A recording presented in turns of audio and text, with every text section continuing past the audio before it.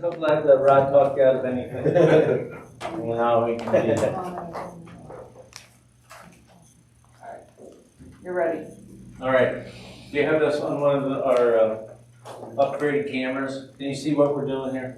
Yeah, it's All right. behind you, you're behind, it's. All right, raise your right hand, please.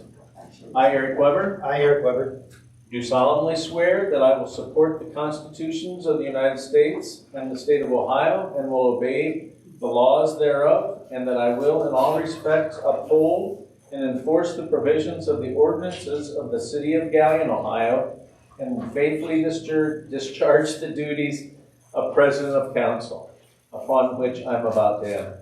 If so, say I do. I will. I will. All right, thanks very much. Good. You can come on up here.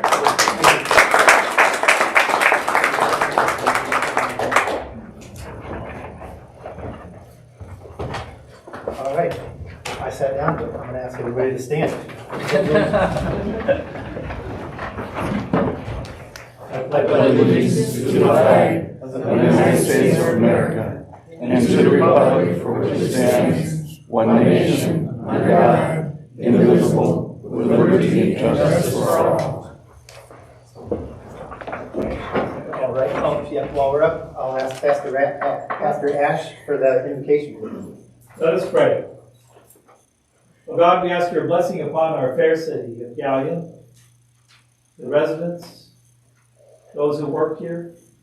We also ask your special blessing upon the city council and especially on our new president, Eric. Guide them in their deliberations. In the Holy Scriptures, we are compelled to pray for our government, those in authority, those who lead and watch over us. And so we do that. We pray for them, that your hand will guide them. We pray also for our safety services, for those who keep our people healthy and safe. And oh God, we ask you most of all to bless us with a joy in giving to each other that which you have bestowed upon us, the gifts, the talents, and the many ways in which we can love and care about each other. We love you, O God. We pray all this in your name. Amen. Amen. Thank you, Pastor Ash.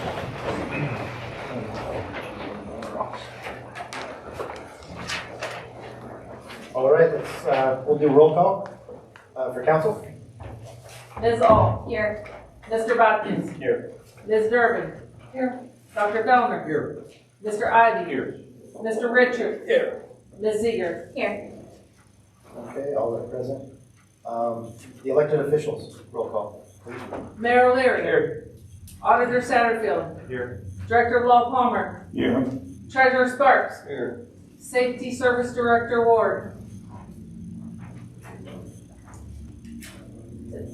All right, thank you. We have minutes from February 22nd from the regular meeting. I get a motion to, Let's Body. make a motion to approve the minutes of February 22nd meeting. second? I don't have anybody's name. So I don't know. Ms. Ziegler. Ms. Ziegler, I'm sorry. All right, all in favor? Aye. Thank you. Minutes are approved. Motion to approve the agenda. We gotta add the 2022-19 to the agenda first. Oh, okay. Mr. President, I'd like to make a motion to add ordinance 2022-19 to the agenda for this evening. Motion to add. And I'll second that. Seconded by Mr. Richard. Ms. Ault. Yes. Mr. Bodkins. Yes. Ms. Durbin. Yes. Dr. Fellner. Yes. Mr. Ivy. Yes. Mr. Richard. Yes. Ms. Ziegler. Yes. All right, approved. 7-0. Mr. President, I'll make a motion to approve the amended agenda. All right, motion to approve. Second. Mr. Bachman.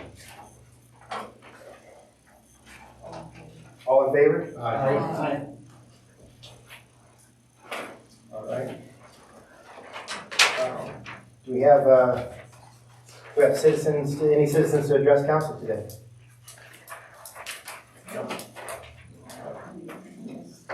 All right, next on the agenda is the fair housing presentation.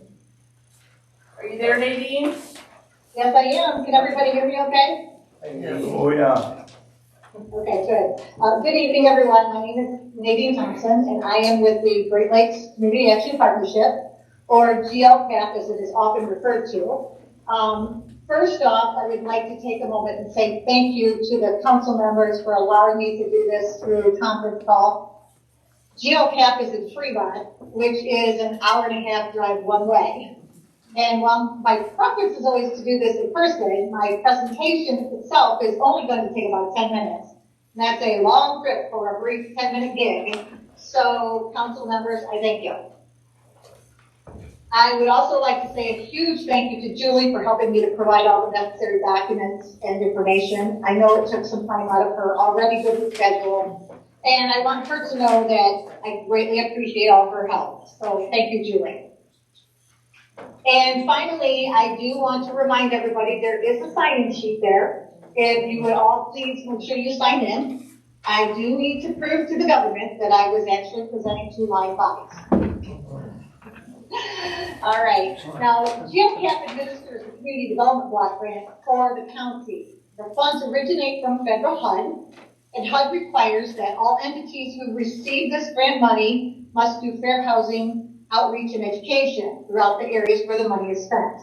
Basically, what we do is we attend various councils, committees, and group meetings, do a brief presentation on fair housing law and discrimination, and leave you with what we feel is some very important information with regards to fair housing and discrimination, especially in case if you or someone you may know might feel they're being discriminated against. So fair housing law gives all persons in protected classes the right to live wherever they can afford to live. The Department of Housing and Urban Development, or HUD, actually enforces the Fair Housing Act, which prohibits discrimination and the intimidation of people in their homes, apartment buildings, and condominium developments. Basically, all housing transactions. Now, Ohio law prohibits discrimination based on the following protected classes: that's race, color, religion, national origin, ancestry, disability, that could be a physical or mental handicap, family status, that is families in which there are one or more children under the age of 18. It does also include pregnant women and people who are in the process of adoption. Sex, which also includes sexual orientation and gender identity, and believe it or not, military status. Now, illegal activity does include housing, financing, and insurance. No one may take any of the following actions based on one of the protected classes. They cannot refuse to sell or rent housing, refuse to negotiate the sale or rent, making housing, financing, or insuring unavailable, falsely denying that housing is available, setting different terms, conditions, or privileges, such as with rent or security deposit, refuse to make a mortgage loan, discriminate in appraising property, and believe it or not, that is becoming more prevalent, steering tenants to or from a certain area of a housing complex, or steering prospective home buyers to or from certain areas within a community. And of course, discriminatory advertising. And we do check that. We do look at newspapers and in the areas and make sure that there's no discriminatory advertising being done. Now, there are some exceptions to Ohio's law. For example, religious, fraternal, and bona fide private organizations, which provide housing accommodations, may limit the sale, rental, or occupancy of a dwelling to their own members, so long as membership in the organization is not limited because of race, color, or one of the protected classes. Housing for older persons may exclude families with children if HUD has determined the housing was designed for and occupied by elderly persons under a federal, state, or local government program. Or housing is occupied solely by persons who are 62 or older. Now, protections for those with a disability, and again, that does include physical or mental disability. This can include hearing, mobility, visual impairments, chronic alcoholism, chronic mental illness, AIDS or AIDS-related complex, or a mental handicap. And if it substantially limits one or more of life's activities and has a record of such disability or is regarded as having such a disability, a landlord may not refuse to let the tenant make reasonable modifications to the dwelling or common use areas at their own expense. They don't have to pay for it, but they cannot deny them if it's necessary to use the housing. A common one is grab bars in the bathroom, ramps, or lowered countertops. They cannot refuse to make reasonable accommodations in rules, policies, practices, or services if necessary to use the housing. For example, a mobility impaired may have a reserved parking spot. Here's a topic that's becoming a hot topic lately: service animals and assistance animals. Service animals are trained for specific tasks. Typically dogs, they're guide dogs. They are allowed in public. Assistance animals, those are also known as ESA or emotional support animals. It's an animal that alleviates anxiety or depression. It can be cats, dogs, birds, reptiles, several others. And they do not have the same rights when it comes to the public access. They're not allowed in restaurants or businesses unless the owners allow them. Neither are considered pets, which means that housing providers are not allowed to charge a pet security deposit or a monthly pet fee. Tenants must supply a written prescription or a letter for the disability and description of the needed accommodation by a medical provider, doctor or therapist. Now, a landlord can verify that it is legitimate health professional writing the prescription. They can look up the state licensing board and contact health professional and ask if they did indeed write that prescription. And they can actually also request copies of the animal's health record. Housing providers do have rights as well. The animal's owner is responsible for damages caused by the animal. They can refuse certain companions if the animal will present undue hardship or expense for the landlord's business. Illegal exotic animals or dangerous animal breeds or ones that would increase their insurance rates. They can still write warnings or even evict a tenant if the animal is disturbing others, posing a threat to others or causing considerable damage to the property. I'm going to leave you with some discrimination facts. Landlords can be very selective in choosing tenants, as long as they use the same set of criteria, for prospective tenants, based on things such as minimum income levels, to be able to pay, or behavior that would not discriminate other tenants against the property. Now, landlords cannot maintain any type of quotas regarding a certain type of people. An example I usually give there is Muslims. Back in 9/11, after 9/11, Muslims were being discriminated against, and that's a religion. So I like to throw that one in there. Let's see, examples of discrimination. The owner or manager refuses to tell you why the unit is not available. The manager says the unit is rented, but the sign is still posted. Fair housing law prohibits advertising with a preference for any person or an intention to exclude any person because of a person's race, religion, color, protected class.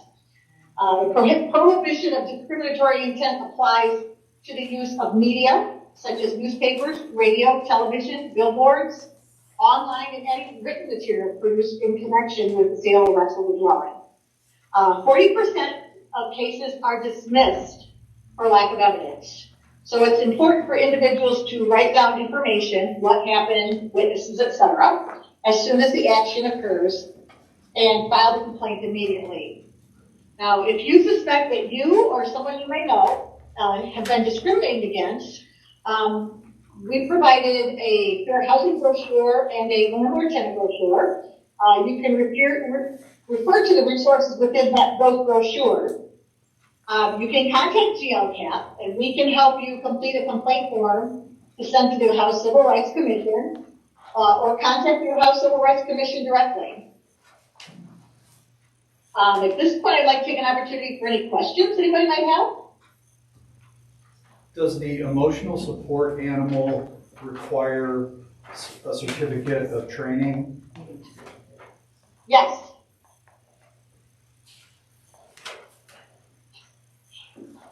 Even if it's a lizard? That's a good question. Let me double check on that and get back. I do know that the service animals do, but there was somebody in a college that went to court and got the right to keep her gerbil in her college dorms. So. And there was also, believe it or not, miniature horse is considered a service animal, and it's specifically listed as well. Thank you. You're welcome. Thank you, everyone. Julie, I'll be in touch. Okay. Thanks. Bye. Thank you. All right. Appreciate that. We're going to move on to the legislation. First item is the ordinance number 2022-11.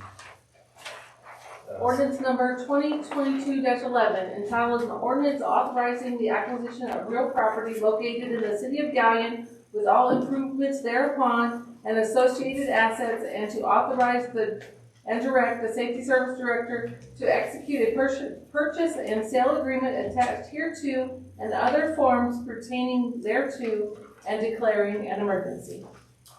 This is the second reading. Mr. President, this came out of economic development last month. And there was some significant discussion. Many people in our audience were following up with last meeting from 2 weeks ago, so. Very good. Ms. Eager, you were not at that meeting? I was not, no. So, Mr. Palmer, do you think you could kind of discuss for Carrie's clarification what's going on here? Reader's Digest version, if you will. Some years ago, when the Central Hotel on the square had suffered a structural setback, there was some getting together of the people involved in the project at the time, and an approach made to the city of Gallion about what it would take to repair it. It turned out to be a rather expensive process, $4 or $5 million. Of that, City of Gallion contributed a sum. And at that time, Gallion City Council authorized and voted to go into an agreement that's called a put option.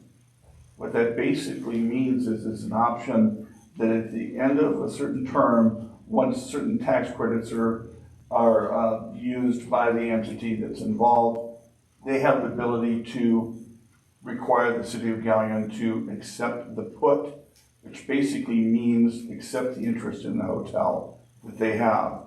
And since they are the controlling member of the hotel, that means accepting the hotel. So we knew this was coming up. So we entered into what has turned out to be about a year-long negotiation with that entity. We have outside counsel involved with this. And the net result of that is that instead of accepting the put, an agreement has been reached to just transfer the building itself. So we're not accepting ownership of a company that owns the building, we're going to accept the building itself. Two benefits from this, two primary benefits. One is that negotiation process led to them being willing to forgive certain loans that they have, so that it's going to be a better deal for us, if you will. Second benefit is that as the sole owner of the hotel, we will be in a better position not only to make sure the hotel is run in a manner consistent with the way we would want it to be run, but also for any other tax incentives or any other abilities we may have to transfer ownership or anything else.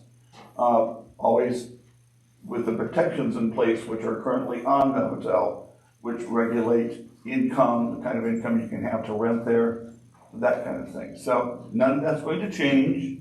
There is a management company which has for some time managed the hotel, and we have been in contact with them. We did a walkthrough structural analysis with the structural engineer last year, so we're going into this with our eyes wide open. But as I introduced this to council last time, this isn't a question of whether or not the city is going to be obtaining the Central Hotel. The question is, how are we going to be obtaining it? And we feel that the best option is this one. It's what's been recommended to us by council. I agree with him. And this is, Tom and I have talked about this extensively for a long, long time. That's it. And since the last meeting, I've had no comments or questions from council at all. So if there's nothing else there, I would respectfully ask, so that this is moving along, and I am asked about it on a regular basis, if there could be a suspension of the rules, it would be appreciated.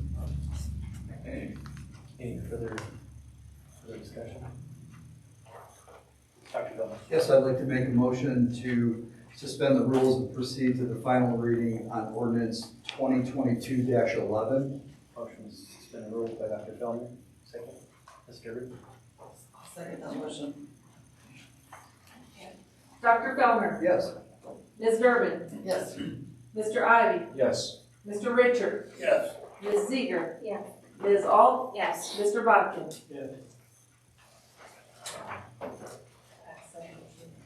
Ordinance 2022-11 passed. No, just the suspension of the rules passed. Oh, suspension of the rule, I'm sorry. Yeah. Suspension of the rules passed 7-0. Mr. President, I'll make a motion to pass ordinance 2022-11. And I'll second that. Mr. Richard, second. Discussion? Will the management company that is managing it now, will they be managing it, continuing to manage that or no? That's really a question, I think, for the administration, because they're the ones who are going to be. Over the next 30 days or so, till the actual property transacts and the deeds, I think the answer to that is yes. One of the things that came up 2 weeks ago were some concerns about, I don't know, over half of them, I think, were things that we had not heard before from the residents. I think what we'll do, assuming this passes, and we'll go ahead, Thomas will finish up the legal real estate part of it. And in the interim, we'll talk with the residents, try to get feedback about it. Make one other observation. There, historically, meaning over the last 5 years, there was a manager that is a Galleon area person. So if we decide to move away from Fairfield, our plan would be to approach her first. So we'll get a little bit of feedback as to whether that's somebody that people genuinely like, but there seems to be an option short of us either staying with Fairfield, or there's probably a handful of other companies that do this kind of stuff, manage tax credit properties for investors. So long answer, they'll be there for the next probably 60 days, and we'll begin to see what our best option is from there. Mr. President, I'd like to ask a question of Thomas Palmer, please. Mr. Palmer, the last week I asked you about 120 days. Does that take effect after you start, the 120 days was the length, the period of time? Okay, So is it gonna be less than that? yes, Oh, okay. yes. I would envision this will close within 30 days, maybe 45. Okay, There's no reason for it to go on. okay, thank you. Any further discussion? We're ready for roll call?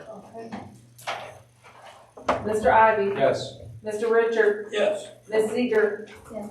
Ms. Alt, Yes. Mr. Bodkins, Yes. Ms. Durbin, Yes. Dr. Fellner. Yes. Ordinance number 2022-11 passed with a vote of 7-0. Moving on to ordinance number 2022-12. Ordinance number 2022-12, entitled ordinance amending ordinance number 2021-114, permanent 2022 appropriations by appropriating from unappropriated funds in the general fund and declaring an emergency. This is also second reading. Dr. Feldman? Yes, this came through finance several weeks ago, and as you said, it was the first reading 2 weeks ago. The money refers to the depot, and it was appropriated in 2021, but not used and returned to the general fund. The idea was to, and was discussed in finance, to take that unspent money that was appropriated and move it ahead to this year for depot renovations. The bus service, the SCAT service has an interest and some grant money that they are going to make some improvements, and this will help move that project forward. If Mr. O'Leary has any. I just want to add one thing. I think we're in a position now to select a architect to proceed, and that would be the only immediate urgency, that we can select the architect. 50 grand, which is what we have in this year's depot allocation, it's unlikely that that's going to cover the architecture and engineering services to get ourselves a set of plans to actually tackle the renovation. So that's the urgency of it, that we would do it tonight. If it's another 2 weeks, then it pushes that out. SCAT's state money goes away. It has to be all invoices in by the end of 23. It seems a long ways away now until you start moving that project through renovation, construction, and such. So it really is up to you all. I think it'd be nicer to have it tonight, but we can hold off 2 weeks to select that architect. But for sure, we don't have enough money to hire anyone, so we'll kind of be on hold until this legislation's passed. Okay. Dr. Feldman? Mr. O'Leary, does SCAT have plans? I mean, physical plans? Yeah, they have what I would call a schematic layout. Okay. That So I want this here in this area, and what we've been doing is trying to, what we did was agree on a architect, so we'll select a general contractor. So they will pay us as we invoice them for work completed. So, and I'd like to handle all the A&E, all the architecture fees if we can, rather than dip into their grant money to pay for our architect. But, you know, if it comes down to needing a little bit of that, I think they're open to it. So. Anyway, Will they be paying rent, or are we just going to they will be paying rent? Okay. Yeah, and I think the understanding as we develop the idea is that it's a sort of a triple net lease. I think they'll pay utilities, their allocation of insurance, and any taxes that are due. And they'll just be renting the downstairs, or are they gonna use anything upstairs? No, they're gonna be in the north area of the first floor. In the lobby area will become a common area, Okay, like a bus stop. okay, thank you. Wi-Fi and all that kind of good stuff we hope to have included. So. Dr. Feldman? Yes, if there are no other questions or comments, I'd like to make a motion to suspend the rules on ordinance 2022-12 and proceed to the final reading. Motion to suspend, second by Mr. Watkins? Dr. Fellner? Yes. Mr. Bidens? Yes. Ms. Durbin? Yes, Mr. Ivy? Yes. Mr. Richard? Yes. Ms. Ziegler? Yes. Ms. Ault? Yes. Motion to suspend the rules passed. 7 All right.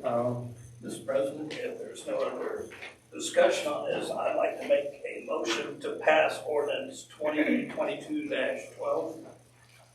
All right, Mr. Richard, second. Ms. Ault? Discussion? Nothing? All right, roll call? Mr. Richard? Yes. Ms. Ault? Yes. Mr. Bodkins? Yes. Ms. Durbin? Yes. Dr. Fellner? Yes. Mr. Ivy? Yes. Ms. Ziegert? Yes. All right. Passes 7-0. All right, very good. Moving on to the resolution number 2022-3. Resolution number 2022-3, entitled A Resolution Approving the Appointment of Andy Wildenthaler to the Galleon Port Authority Board of Directors and declaring an emergency. Mr. President, this came out of economic development. It was visited last council meeting. And as I stated before, Andy is the newly appointed Chief Executive Officer of the YMCA, has been a Galleonite her entire life. And I feel that there should be no issues with her moving forward into this position. All right, very good. And then with that said, if there's no other discussion, I'd like to make a motion to suspend the rules on resolution 2022-3 and move towards a final reading. Motion to suspend the rules. Ms. Ivy. Second. Ms. Ault? Mr. Ivy? Yes. Ms. Ault? Yes. Mr. Bodkins? Yes. Ms. Durbin? Yes. Dr. Fellner? Yes. Mr. Richard? Yes. Ms. Ziegert? Yes. All right, 7-0. Discussion? I'll make a motion to pass resolution 2022-3. I'll second that. Second, Mr. Richard. All right. Roll call? Mr. Ivy? Yes. Mr. Richard? Yes. Ms. Ziegert? Yes. Ms. Ault? Yes. Mr. Bodkins? Yes. Ms. Durbin? Yes. Dr. Fellner? Yes. All right. Mr. President, before we move on, there are two appointments, I believe it's the end of May. I think May 31st of this year. One of those current board members has notified us of his intention of declining a nomination. He doesn't want reappointed. I think the executive director was kind of working on the other one to get him to encourage him to stay on. So I mentioned that only to say if there's someone in mind, we'll come up with someone, but it has been a bit of a ongoing process to identify 7 people to be on that board. So just advance the name to me over the next couple months. We can see if there's interest. All right, thank you. Thank you, Mayor. All right, resolution 2022-3 passed on second reading. Moving on to resolution 2022-4. Resolution number 2022-4, entitled A Resolution Making Appointments to the Community Reinvestment Area Housing Council pursuant to Ohio Revised Code 3735.69A and declaring an emergency. All right. Mr. President, this came out of economic development as well, and it was up for discussion a couple of weeks ago. However, I am currently on the CRA board, so if Law Director Palmer could please remind me, I know there was some discussion. I would suggest that one of the council members make a motion to amend this ordinance, this resolution, to remove Mr. Ivy's name from it. In section 1. Yes, where it's mentioned. Yes. All right. Ms. Durbin? I make a motion to remove, Richard A. Ivy from resolution 2022-4, as he is already on the board, correct? Yep. Yeah, we weren't gonna be able to suspend the rules, because Kara would have had to abstain, Aaron would have had to abstain. It's like, well, okay, we'll be back in a All this couple was weeks. doing was actually just giving him a term limit, but we can do that at a different time. You do that administratively. Yeah. And I will second that motion. Mr. Richard, second. All right. Roll call? Ms. Durbin, Yes. Mr. Richard, Yes. Ms. Ziegert, Yes. Ms. Alt, Yes. Mr. Bodkins, Dr. Fellner, Yes. Mr. Ivy. Abstain. All right, motion to amend resolution 2022-4 with pass with 6 on 1 vote. Mr. President, may I? Yes. I get to call you Mr. President, that seems odd. Ms. Holt, did you vote yes? Just to take him out of it, Yeah, but I don't think you should even vote on that. okay, can I, We bring it up to the chair. I would suggest until, he hasn't made the announcement Yeah, yet. he's not, yeah. You can change to abstention. so I'd like to change my vote from yes to abstention. All right. Thank you, Mr. Tallman. All right, vote to amend resolution number 2022-4 passed with No. Mr. President, that was just to amend the, The amendment. oh, That's what she the said. amendment, yes, that's, Yes. is that what I said? The amendment. I thought that's what you said, Eric. Yeah, the amendment passed. Yes. with- Yeah, I'm sorry, my mistake. Yes, yes. Amendment passed with a 5-2 vote. If there's not any other discussion, I'd like to make a motion that, to suspend the rules on resolution 2022-4 and move to the final reading As amended. as amended. I thought I said that. Oh, Thank you, Mr. Richard. I'll second that motion. Seconded by Mr. okay. Mr. Richard, Yes. Ms. Durbin, Yes. Dr. Fellner, Yes. Mr. Ivy. Yes. No. This is to, You can vote now. Okay, yes. All right, Ms. Ziegert, Yes. Ms. Alt, Abstain. Mr. Bodkins. Yes. All right, we had 6-0 vote to, what do we do? We 6-0 vote and with one abstention. with one abstention. Yes.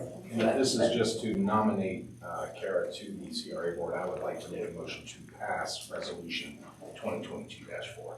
And motion to pass resolution 2022-4, And I'll second that. seconded by Mr. Richard. All right, any discussion? If not, roll call? Mr. Ivy, Yes. Mr. Richard, Yes. Ms. Ziegert, Yes. Ms. Alt, Abstain. Mr. Bodkins, Yes. Ms. Durbin, Yes. or Dr. Fellner. Yes. All right, resolution 2022-4 passed with a 6-0 and 1 abstained vote. All right, very good. Next, moving on, right, to ordinance 2022-18. Ordinance number 2022-18, entitled an ordinance setting the power cost adjustment as required for ordinance number 2015-39 and declaring an emergency. Ms. Fisher, Ms. Ault? Ordinance 2022-18 came through the Utilities Committee after kind of 2 months of discussion. And this is talking about the power cost adjustment for the rate of the electricity.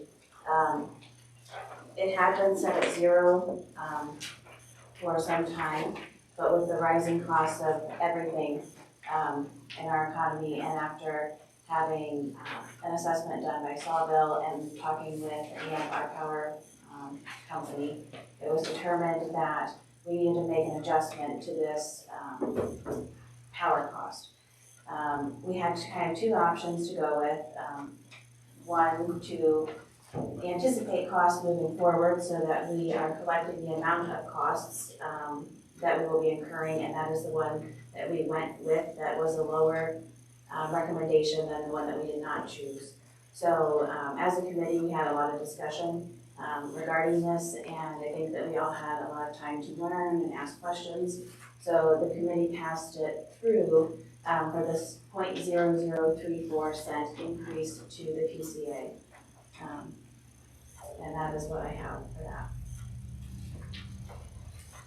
Any other discussion? No, I have nothing to add. Gee, Kara, I don't know. They covered everything. The only other thing was the option that would have recovered a loaded term under collecting from August until now. So no one thinks under-collected.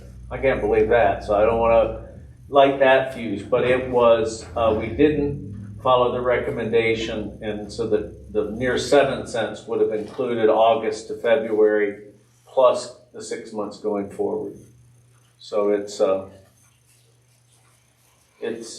and I think everyone can, with calculator, phone, or whatever, it's, take your kilowatt consumption and multiply it by 0.34. So if you use 1,000 kilowatts, not sure, are any of your apartments with all electric, do you use 1,000? Does anybody know off their head?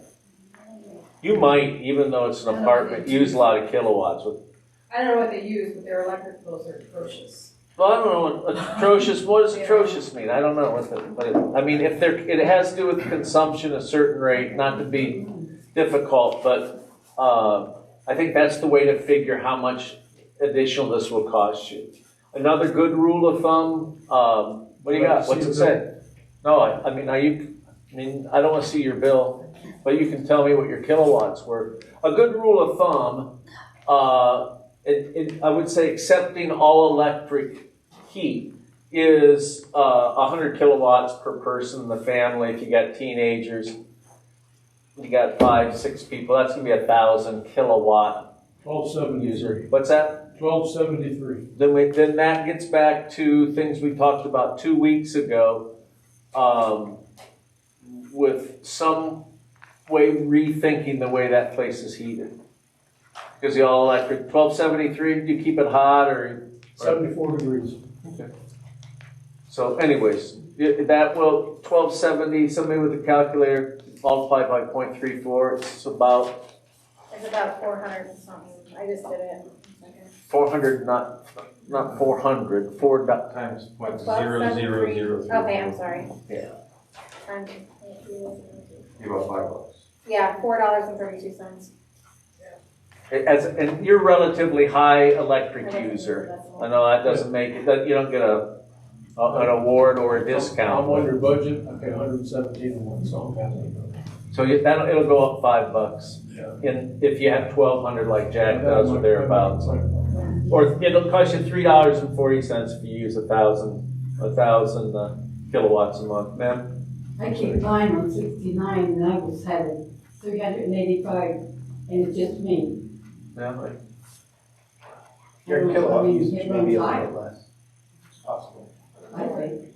Well, if she keeps it at 60, it's gonna be less. Mr. Well, President, Mr. President. You mean through the summer? Through the summer, you keep it at 60? Year round. Mike, Mr. It might President. be higher in the summer, might be higher.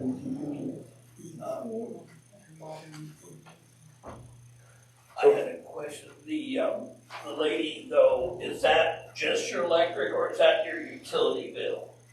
Pardon me? Was that your utility bill? That was just my electric. No, it's just your electric. Okay, I just want to make sure because I know some people get confused about No, what's on that that's bill. all that's on there. The hotel pays our water. Oh, okay, So we okay. just Thank pay you. the electric and $6 surcharge. Okay. If I might, Mr. President, that's all, whether this goes up 0.34 cents, that's always been a problem since that was renovated. Before the city was involved in it, that there was a decision to use all electric heat, and as I said a minute ago, that's something we should look at. Is there a way to get you out from the all electric heat? Because it's, from what I understand, some of the apartments are cold, and even though you have what I would consider a high consumption. 1,200, and that's a lot of kilowatts. Some of the high kilowatts, Yeah. I think, are the windows. Yeah, Because in some units, you can sit there and just watch the wind blow through the window. I think you're absolutely right, and the only thing, we're gonna look at all of that. We hope now that we're gonna transact the building, we're now in the position for the first time to look at those things and make some judgments about what kind of immediate and longer term investments. The windows are probably without cracking the egg of design review, that's probably something that could make a significant difference. I mean, Oh, it would definitely. yeah, so anyway, we're a little bit off, I mean, that, we're focusing in on the tenants up there, but I think the rule of thumb for everybody else is take your kilowatt usage and multiply it by 0.0034. So, I was talking to somebody that in the mayor's office, she uses 500 kilowatts. So, that would be half of that. There's two residents.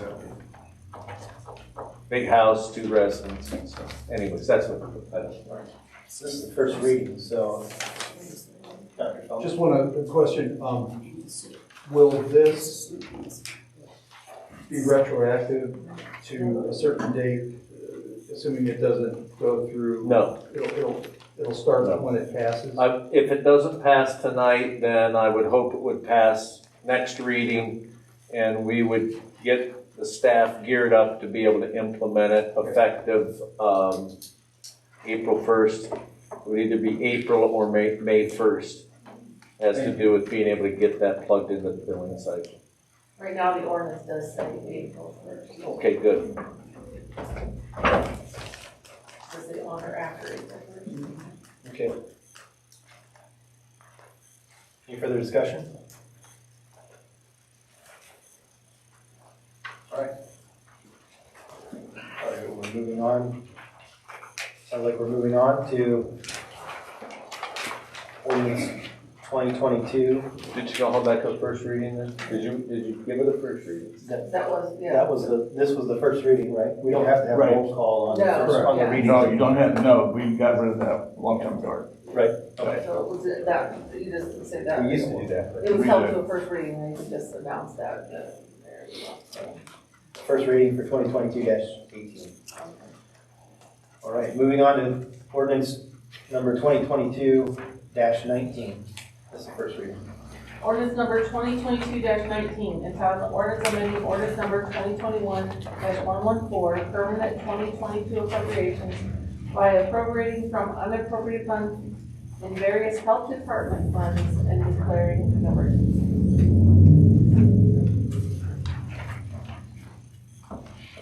All right, discussion?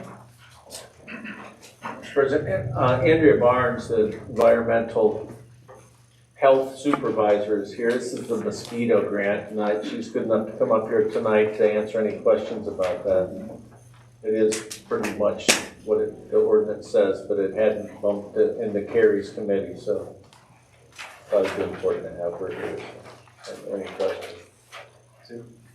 So this is a grant that the city's gotten, that the health department's gotten multiple years in a row, and it's for mosquito surveillance and collection to test the mosquitoes for any kind of diseases that they might have. And I think this is also the grant that provides the mosquito dunks for the standing water, maybe in your neighborhood with tires and just trash in different areas that mosquito eggs might breed. And I know that they do this on a contract, so they contracted out with a person to do all the surveillance, and I think it's a good opportunity for the city to continue to be active and making sure that we're safe and eliminating as many mosquitoes as we can in our community.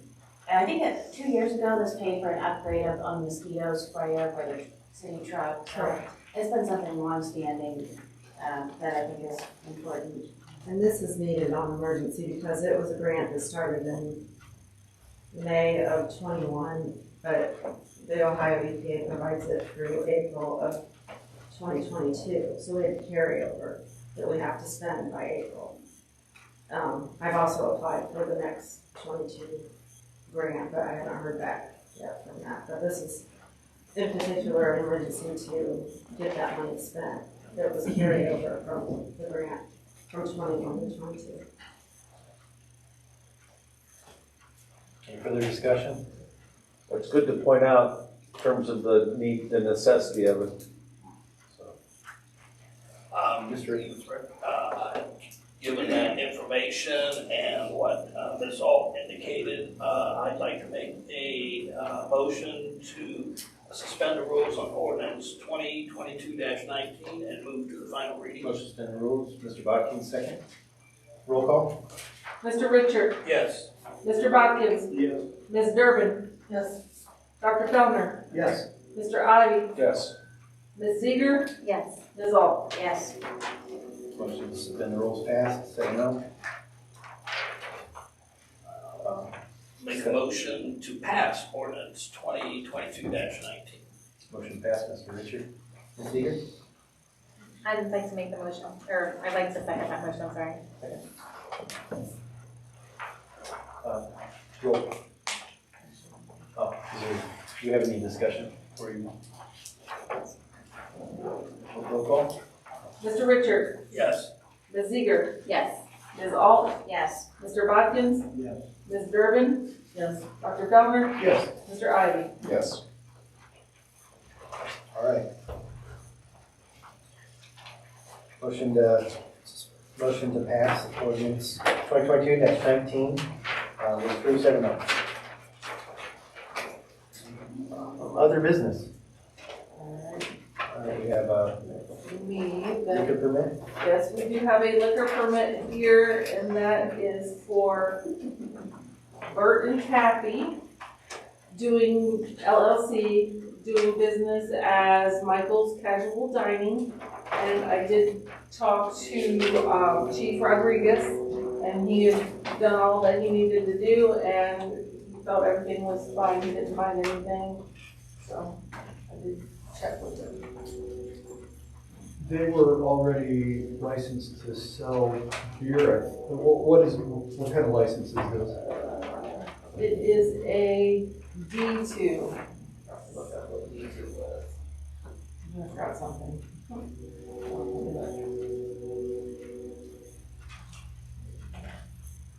I looked it up, it looked like it was still just beer and wine, but maybe I missed something, because I looked that up too, because I thought that they had already done it, but maybe it.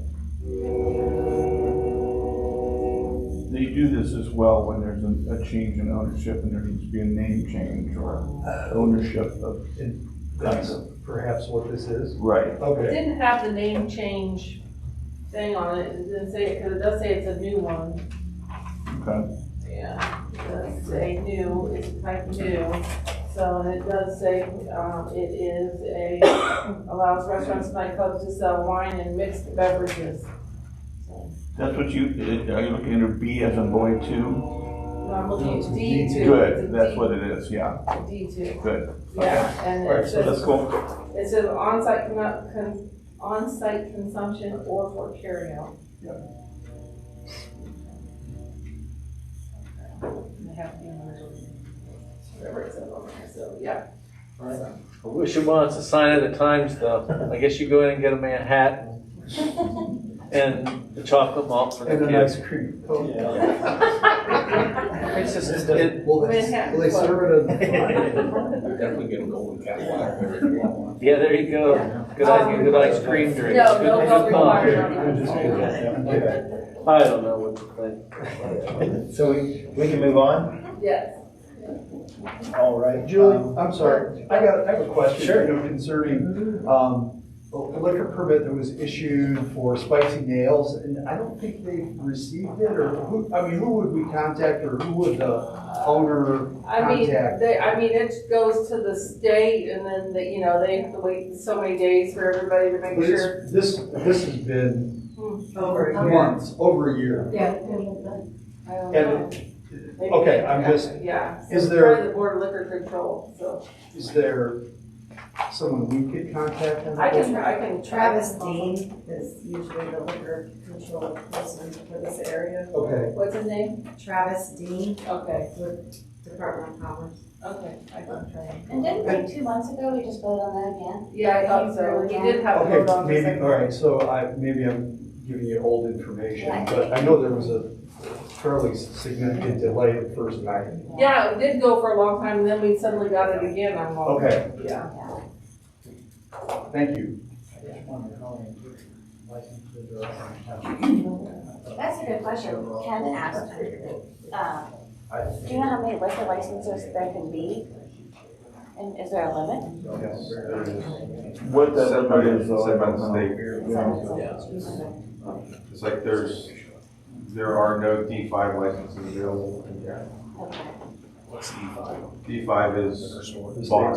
No, that's Ralphie's, that's, the Elks now has one that's, there's, I don't think you guys have D5 down there. We're at A1. Yeah, but it's, D5 is kind of your full service, open till 2 a.m. bar, serves alcohol, liquor, and all that stuff.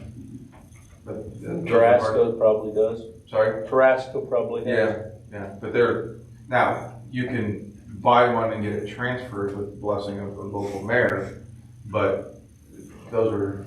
We've been Trexing those. When you hear a Trex, that's what they're talking about doing, transferring a license from somewhere else in here where we're already permitted to the max. D5s are gold right now. Thank you. All right, no further discussion? Just need to, is there any dates for, I guess, next up, is maybe upcoming dates that you might have? There's a Parks Committee meeting tomorrow night at 7 o'clock. Parks meeting? Park and Recreation. We have a meeting on the streets on Thursday night. If we have any subject matter, I don't know if the mayor has anything tonight. I don't know. I think an update on 598, I'll let you know, let me think about it. It's been a long day, but I think that's progressing. 598 is kind of the report I would give. There have been 2 change orders. I don't think they're significant, but they have to do with design changes and catch basins. The only thing I've heard is a little grumpiness from slow traffic, you know. You can't help that. Out of a project like this. We expressed that to them. We paid a lot of money for, I think once those cross cuts where they're putting the drainage in and they're holding it to one lane, then there'll be no reason not to keep 2 lanes of traffic open. We paid a lot of money to have that. We've already pointed out to ODOT and the contractor. I think we're going to have to stay on that. I think we're going pretty good anyhow. Yeah. Looks like they're moving along. Yeah, there's a couple of change orders, but we'll update you on that. So do we want to have a meeting on Thursday? Is that what you're asking, or? Yeah, we probably will, I think, Mr. President. I'll let you know. I'm just thinking of a couple other highway projects. It's also not too early, in my view, to start making a list, if you don't have it, of your least favorite potholes or sections. Yeah. I spend a lot of time right now driving off my usual route to get on some secondary streets. So I think we could begin to talk about that, how much money will be available. That'll be fine. Thank you. Mr. Ivey? I have economic development and airport next Tuesday night at 7, but I will not be here. I will be moving forward with my family. So. Okay. He has 5 pit bulls guarding his house. They show up over there when he's out of town. So neighbor kid, your ass bit. Get your fanny bit. Mr. Feldman? Normally, finance would meet on the Wednesday the 16th, but I will also be out of town starting that day. So we have moved finance to coincide or to follow economic development on Tuesday, March the 15th. So it'll be back to back. We'll have economic development first and then finance to follow. And I'd be happy to sit in with Mr. Ivey on economic development and finance. Very good. Thanks for doing that. Well, I don't have my calendar with me, but if I'm correct, I believe mine is the health, fire, and safety next week on Thursday. 17th on Thursday. Okay. Is that everyone? I'd like to ask the mayor a question. Mayor, we got a letter in our utility bill Saturday saying the the TTHMs are up. What is, and it's not in the summer, the weather's been cold. Yeah, there was one location. There was one location that was above and then. One was 0.083 and the other location was, 0.087. Do you know what is causing this, or are they on top of it? I think we're moving towards getting it fixed, yeah. Okay. If I might, it's important to note that that's a 3-month average. So when you have a couple of bad months, they hang with you as you go through the quarterly averages, so. I've gotten a lot of phone calls and text messages from concerned citizens. Well, I would say, if I might, I think we have had a handful of people who have called our office. So if you're not able to answer their questions, I think it's important that you send them our direction so that the agitated, and some people are really being kind of alarmed, and I don't know how that serves any purpose. But to answer your other question, yeah, we're certainly working on it. And we'll ask council to approve the hiring of a engineer to do the design on all the areas of improvement. Probably next month, we've got an RFP out for the consultant, the engineer, to design the improvements that will address the underlying issue. And are we still, is the city still working in conjunction with the EPA on these readings and the water plant? Yeah. Okay. Yeah. And what about the Powers Reservoir? So the one thing that happens that I don't know, maybe we should, Matt, maybe when we respond, somehow the local entity that's informing these people, which is driving a lot of your calls of concern, that's not printed. So while I don't think you control that group site, No. I think it's important. But you're in contact with people who do that, so don't do that. I know you're not running it, but the people who are doing it, they don't print our responses. So if you're out there, you think, well, we've done nothing. But there's been several letters sent back responding to the specific concerns, which have gone to alarm some people who are concerned about those Are kinds they on of the issues. city website?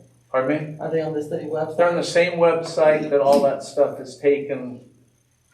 See, what happens is that there have been 4 times when the local website, the one that we had a little clash over memes on a couple weeks ago, has posted stuff from EPA before that email was sent to the service director. So so that sort of takes transparency to a limit. So it goes up on the website before that email is sent to the person who can respond. So we're going to be addressing that. I suspect in 2 meetings, maybe next meeting, there'll be a request for executive session to hire outside counsel, and we'll brief you on that. But some of that, trying to rein in some of that, I think is important. So anyways, what I am saying is that the informational site, what is that called? What do they call themselves? Galleon City Watch. Galleon City Watch. It would be, if they were really fair brokering on this issue, they would put up on that website all the responses that came from the city. That'd be my request of them. And I'm sure they're watching, or they can get a direct report, so. Okay, you just made a statement about transparency. Yeah. As a citizen, and this was before I was on council. Yeah. I don't think you've been very transparent with council or the citizens about the problems with the water plant in the last few years. I think you're entitled to that opinion, and if anybody else supports that, go ahead and Mr. Dawkins. Pile on. I believe that this situation is really something, we don't know all about it yet. We don't know the terminology, we don't know about what's happened really. And that, I think, we just don't know. if we knew more about it, you know, I was upset with anything, because we're still in a safe factor, so, you know, we're doing all right. But, I appreciate I just don't think we cities know trying to enough. get that We don't- message out. Yeah, we don't know enough. We're not trained to know everything and to talk about it, maybe some letter and say that's a problem, I don't know what that means. I think if I might, another thing that would be balanced, instead of the, like, almost a request for you to file neglect of duty charges, is that the same administration, the same mayor that is so negligent, got $1 million to fix the problem. $1 million to fix the problem. So I just thought that would be worth I think we mentioning. should- In terms of information, I think, I don't mean to bore you, but that's really important. There's $1 million that the mayor's office has brought to fixing this problem, okay? But that may be news to people. I can't imagine it would be people here in the state. So the suggestion is we're not doing anything and that we're putting people in danger. A year ago, there were no violations, been no violations since 17. And so over the last 6 or 8 months, the situation has come to our attention about the TTHMs and the need to get a general plan approved. So. You had violations back in 2014, 15, 16, 17. I've read all of them from 18 on. And they were what? They were TTHMs? TTHM, Yeah. and there was concern about the Powers Reservoir. Yeah, there is. It's a totally different issue. I'd be really happy to go at this longer, but we're addressing that as well. Mr. Ivy? Point number one, I'm not bored. Point number two, I think in the interest of transparency, you know, it might behoove us to post those letters of response to the city website and be proactive, and that would help the whole situation. It's just an idea. I mean, if we're responding to the EPA, you know, it's because everything seems to be one-sided, maybe unfairly to the city government. If we're truly being transparent, post those letters of response on the Gallion City website to create that balance that we're claiming that we're all looking for here. If I might, Mr. President, what I would say about that is that we're in the middle of a negotiation. We're responding back to the regulator. And so I consider that sort of an internal document. My problem with getting into it is I'm sure some people have the patience to get into the nitty-gritty of what the problems are and what we're addressing. I don't think my reaction is, well, we'll put that stuff up there. But my caution is when people misuse that information or cut and paste it, then comprehend those responses. And council in particular, if you see something out there in the social media that doesn't match our response, I think the way to get it resolved is to call and come up, to follow up when you set up a meeting, come to the meetings. So that's what I would suggest. And I think we'll take a look at what could go up there that would advance information about what's being done and what's. Well, why not have the EPA come down and tell us what's been going on as well? But I don't know, what do you mean, the EPA? Ohio EPA. I don't understand to do what? I said, Bowling Green is our district office. Yeah. Why can't we get them to come down and talk about this? You can invite them down here. I remember the last time the city administration invited the EPA down, there were about 400 people there. So I know what you're up to, but that's okay. Remember that in the park? You don't remember that in the park? Where there were 300 people showed up, they called the EPA down here to explain some things.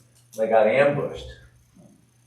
So I'm not up for that. You can invite whoever you want. But I'm not sure how inviting the inspectors down here, who that's designed to inform, council or I think what I would absolutely do is see if they'll come down to the utility committee meeting. I think that's a good forum. Those are all broadcast, people can watch them. So. Any other business? No? If not, I'd like to move on to reports. Oh, yes. I just wanted to say that I went to the dog park this weekend, and I saw so many people post on Facebook that they enjoyed the dog parks. I know we haven't done a grand opening yet, but I just thought that was really cool.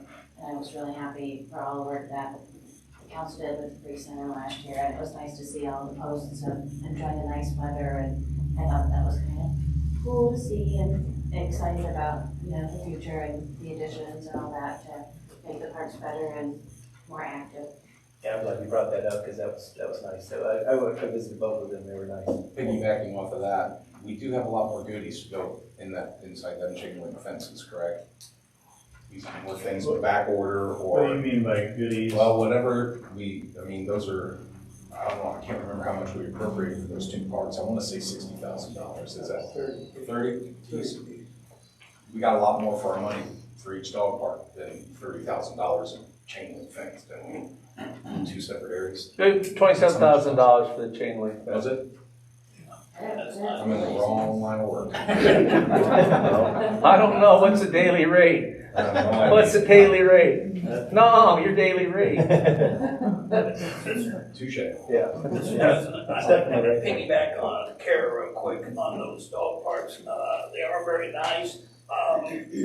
That I'd also like to thank the administration because a lot of the design ideas, while council came up with the momentum, so to speak, those were the folks that went in and took and created where they were. Matter of fact, South Park was not considered at the time it was brought up. It was mainly Kobe Park, and the idea of taking and putting one in South Park was there. So I'd also like to thank them for all that.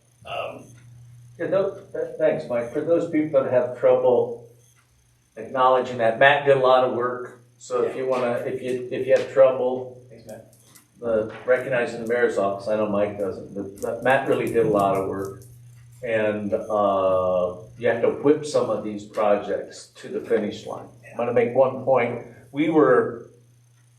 When they left Friday, they said, we're finished. So this notion of soft opening, that'd be an exaggeration.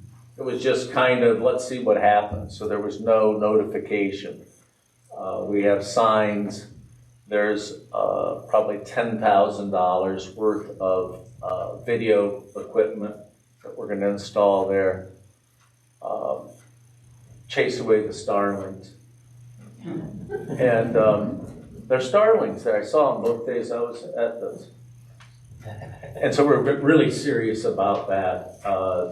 It's going to transition out of what it's been into a family place. I'm pretty encouraged about it.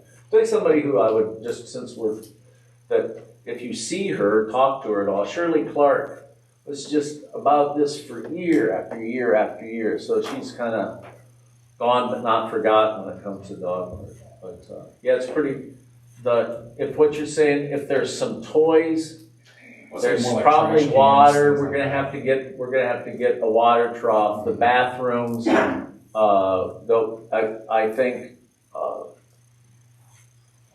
when the freeze process gets going, you'll see one of the city's requests is to match the state dollars. Help me, what's the name of the? Nature Works grants with some of our money or freeze dollars and get a unisex bathroom back there, which will present maintenance issues.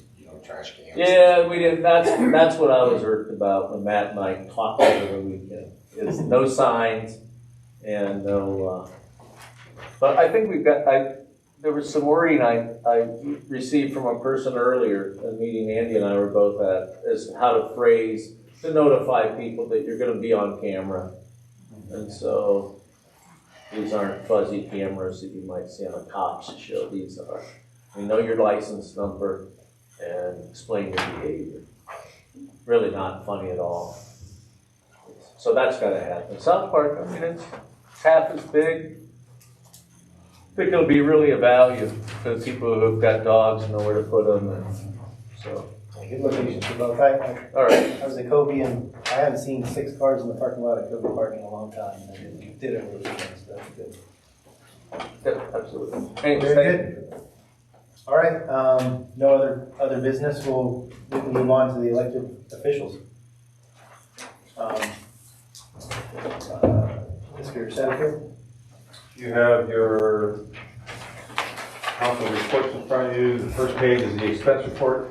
At the top of it, I know it say 3/31, but we're at March 8th, so that's printed off this evening. $335,000 of expenses so far this month. Page 2 is where $371,000 of revenue posted as of today. So your target at the end of March is 25% on both of those. You can see we're at 17, almost 18% expenses and 14% of revenue. The next 2 pages, the same thing I've been doing while we're working on the reconciliations. The first is your end of the year 2021 statement of cash position. If you flip that page over, if you look at the unexpended balance of $26 million, you can't take the encumbered side of it. So that's kind of where we sat. Then the next page is up to the minute, if you will, on the 2021 or 2022 expenses. Again, the beginning balances have not carried over, so we have to close out 21. And the unexpended balance of revenue, the cash position, is at 2.5 million. So even though the numbers on the far right show negatives, they're really not, if you will. That will catch up to itself. You should have all gotten emails this week that July has reconciled. Yay! Unfortunately, I spent the last 3 working days working on August and we have not fixed that yet. I'm working with a young lady from the state auditor's office, and our office is working hand in hand trying to get that fixed. And we are, in the big picture, dollars and cents off from balancing, but we have to find it. But we're working forward to payroll for August is balanced, but I'm not going to turn that over to Rob until the entire month is balanced. Hopefully that finishes tomorrow. Our office is having training tomorrow from the VIP people that are software people that are going to train Eunice and Jamie, again, kind of refresher and basic training on payroll and how to enter employees and all that stuff, kind of go back to the basics on this so that we're all on the same page in the effort of cross-training our employees so that we all know how to do the job. So still moving forward, still not big steps, but they're steps. Yes? Mr. President, Brian, is the utility company on VIP or are they still on eGov? What do you mean? Their system in the utility office. Utility accepts the payments on eGov and we transfer the batches daily and the revenues. So they post everything in eGov and then we transfer the revenue, if you will, the cash, it's called a cash balance or something that we transfer that into our system. So. Thank you. Yep. Thank you, Mr. Satterfield. Appreciate the report. Mr. Sparks? I don't have a lot. Just hope you appreciate the due diligence Brian's office is doing, and Brian himself. We do now have 2 reconciliations done. Once this gets a little bit smoother process, it'll be a snowball effect. You'll probably have them sooner than later. So just appreciate all the effort that Brian and everybody in the auditor's office, mayor's office, and everybody. The investment committee is meeting Thursday at 1 o'clock. We have 2 or 3 investments coming due, so we'll vote on that. Let everybody know we don't have any money in stock, which is good. So don't have to worry about that. And in the future, we probably need to look at everything with supply and demand, and you know, the rising costs of everything, I have to keep an eye on that, so. You know, I wish, all the local sports kids out there, good chance, I've got some wrestlers and some, swimmers and, some Colonel Crawford, basketball boys, luck tomorrow, so. State. That's it. Thank you, Mr. Sparks.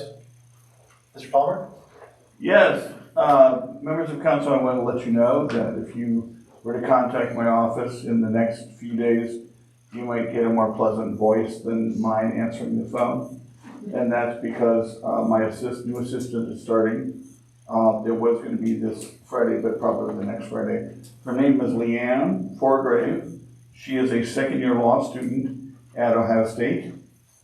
And you may remember that Mr. Michael Bear worked in my office for over a year as an assistant. That worked really well. This is to help with projects that fall through the cracks. And she is going to be, as I said, working from, she's still going to law school, so she has limited time now. She'll be working more during the summer.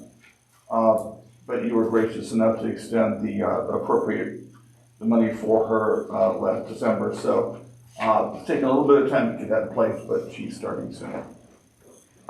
Thank you, Mr. Palmer. Yep. I just make a couple of comments.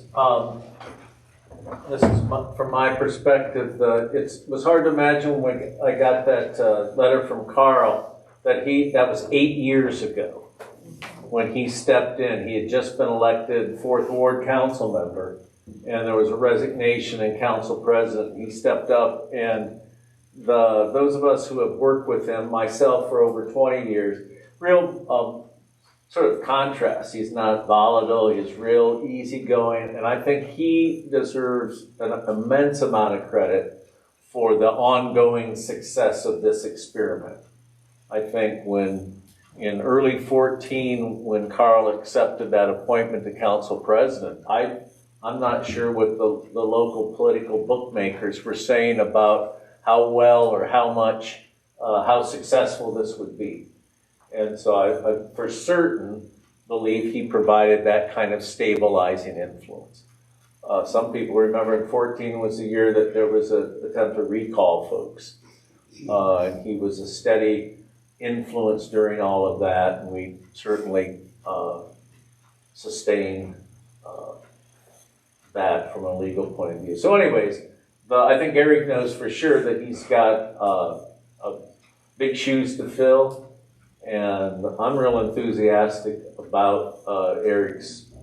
He's got 4 years to prove himself. So. No, he's got 2 years, doesn't he? Yeah, he does. 2 years. So. Not quite. Anyways, I think I just wanted to try to, in maybe a clumsy way, express how important I thought Carl Watt's role as council president was in us moving from where we were in early 14 through the Yost when he was here and he released us from jail or whatever it was, from fiscal emergency, all the way through that until, the last few months. He's been a tremendous resource for the city. So I wanted to acknowledge that. And I think I'd hope that when his health recovers, that there's some sort of reception that can be done either in conjunction with a council meeting or something else.